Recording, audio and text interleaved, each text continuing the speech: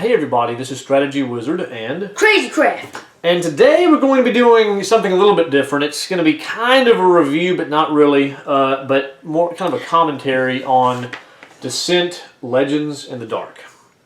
Legends of the Dark.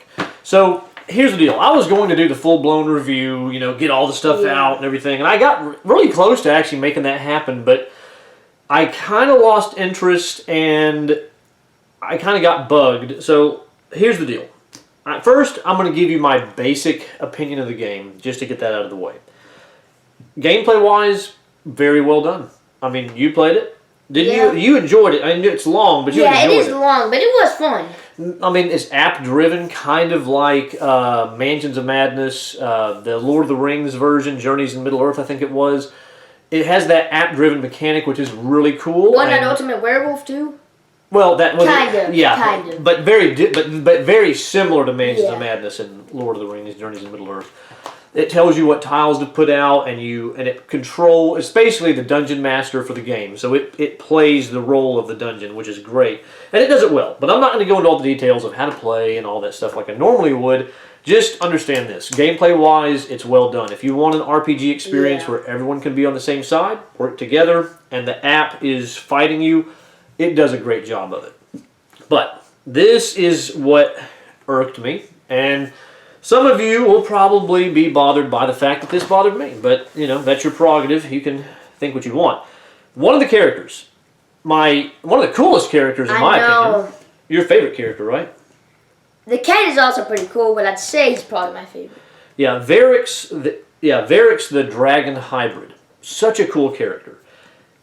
What's the problem? Well, the problem is you come over here, and I didn't know what to think about this at first. Whenever you look at the instructions, it tells you about the heroes. Bryn, who, in all fairness, I thought it was a guy at first. Bryn turns out to be a girl. Okay, fine. It says, Bryn, the human avenger, leads the charge against her foes. Okay, fine. Yeah. Looks kind of like a guy, but to be honest, a feminine guy anyway. So the fact that it's a girl, that's fine. Yeah, and she has long hair, of course. Yeah. And then you have Cyrus, the human prodigy, uses magic to manipulate his attacks and enemies. Okay, cool. Then you get to Varix, the dragon hybrid. Varix, the dragon hybrid outcast, heals the party and lashes out at their foes with draconic wrath. And I thought to myself, their foes? Sounds a little weird. Yeah, it does. Don't really get that. Well, it turns out, in the app itself, every time the game refers to Varix, it calls him they. Why do I say him? Because clearly his voice, because there's voice acting in this game, which in all fairness I'll say, the voice acting is okay. It's not superb, but it's decent. Yeah. But the voice acting for Varix, it's clearly a guy. Clearly. There's no debating it. So I think to myself, why would they do that? Why would they say their and always refer to him as they? And I realized this must be Fantasy Flight doing something they've been doing a lot more lately, which I absolutely cannot stand, which is trying to appeal to wokeness and all this new stuff. So basically, if it's in the LGBTQ category, they are trying to, they meaning Fantasy Flight as a company, they're trying to appeal to that group all the time. They've done it with Arkham Horror, the card game. They've done it with Mansions of Madness with certain characters. And they're doing it here. Like they said there? No, there it was a little bit different. But point is, the general LGBTQ category of things, they're trying to appeal to that actively. And here's the thing. They can do what they want as a company. But whenever you're so ridiculous with it, because I disagree with it. I don't want to fund such things if I can help it. Yeah. And did not realize, of course, now I will probably try to avoid Fantasy Flight for the most part for that reason. So I want to try to avoid supporting them, especially now that I see this trend is going to continue. It's not just one or two games. It's just, as a whole, Fantasy Flight is going down this path. But to make this character, Varix, who's clearly a guy, but dragonish, but a male, to make him a they, to appeal to this whole idea of you can be non-binary. I'm not a man, I'm not a woman, I'm just something else. It just makes no sense. Because you're making his voice sound like a guy. What's the point? why would you, if you want to make it something that's non-binary, make it sound somehow neutral, which I don't even know how you would do it, but whenever it sounds like a guy, call it a he. But then wait, looky here. Somewhere else in this instructions. What does it say? It says Varix has line of sight to the enemy on the right, and he can attack it using a weapon that has a range of 6 or greater. So it says he right here. Why is that? Because the people who wrote this instruction booklet couldn't even get themselves out of the mindset that clearly Varix is a he.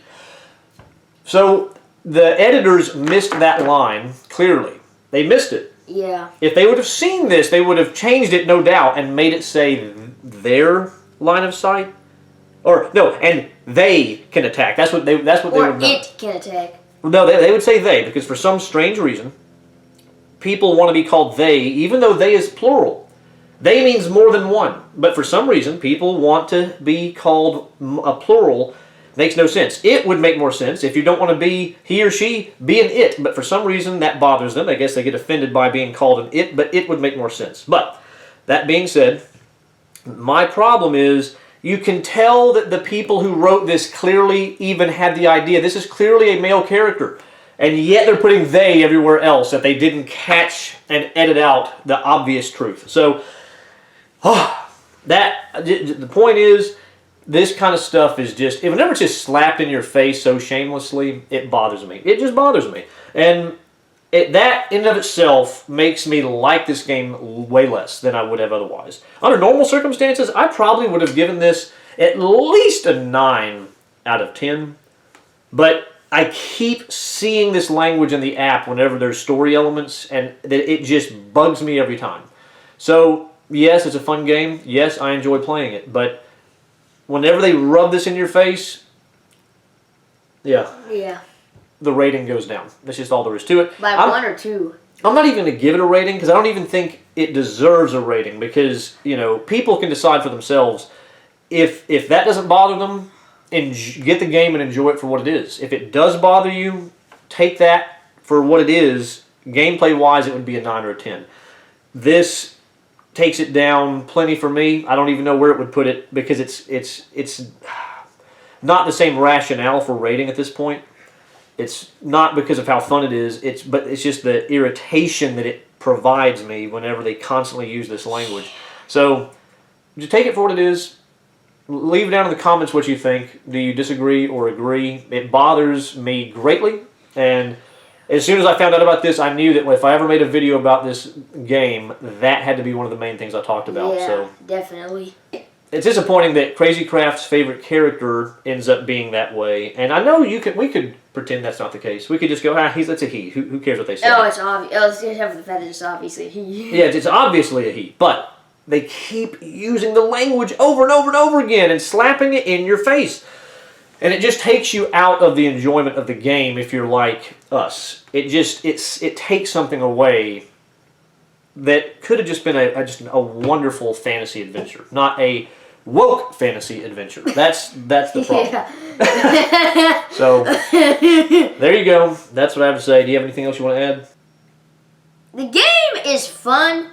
But I gotta say, that does probably take it down 1 because then it's kind of like I wish I had no story. Exactly. You wish there was no story just so you wouldn't have to be slapped in the face with it. Yeah. It just makes no sense. I'll never understand this idea that somebody can be multiple people because that's what they means. They means multiple people. How is one person multiple? Is this the royal we where the king calls himself we? Back in the day, it makes no sense. I don't get it. I don't understand it. But don't slap me in the face with this Fantasy Flight. I will try my best to, unless I get tricked into buying something and don't realize it's from you, I'm going to try to avoid spending my money with you guys. Unless there's some, I'll admit, if there's a Cosmic Encounter expansion, I will buy it because that game is amazing. But if there's anything I even think has a chance of having wokeness in it from them, I'm going to be super careful, and I may just avoid buying from anyway for the most part just because I don't want to fund their woke messaging. So that's that. General opinion and frustration with Descent, Legends of the Dark. Let us know what you think.